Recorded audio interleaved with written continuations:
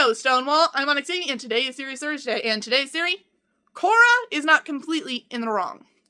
So, for those who are not in the know, and those who are probably going straight to the comment section to yell at me because they don't like Korra, I'm gonna admit, the Korra hate is mildly justified in some cases, but calling her the Destroyer when it comes down to the Seven Havens kind of seems a little bit like we're missing some context here. So, for those who don't know, Avatar the Seven Havens is going to be the next mainline, actually canon Avatar series. RIP Legend of Genji.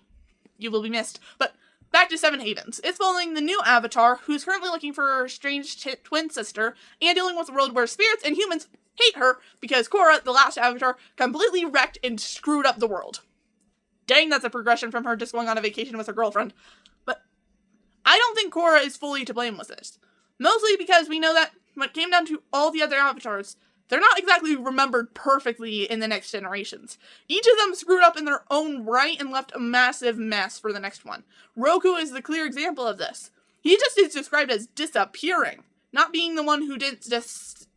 He stood on the sideline when the entire Fire Nation Empire was being built. He didn't go to check to make sure that the Fire Nation wasn't planning this frontal assault on the other nations. He didn't make sure that everyone stayed in line with that sort of thing.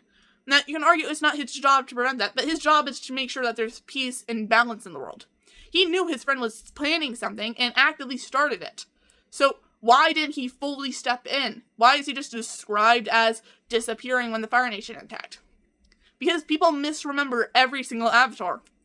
Yang Shen is another example of this. She's viewed as this almost holy figure.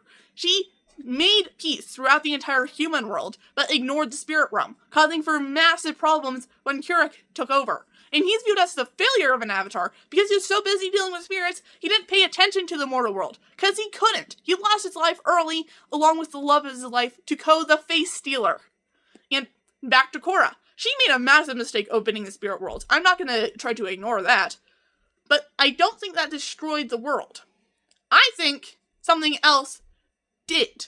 Now, Korra's actions could have directly related to that, but I don't think her choices specifically are exactly what led to it. But I guess we'll just have to watch Seven Havens and see what actually comes of it. I don't think Korra is fully to blame, because we never fully get the full picture of the modern day Avatar when the next generation comes. But those are my thoughts down below. Do you think Korra is 100% at fault and the hate is totally justified? Or do you think they were missing part of the story? Tell me your thoughts down in the comments below. Are you excited for the Seven Havens? Because I sure am. More Avatar content. Let's go! Anyways, that's all for me. I'm off to fight the moon. Bye!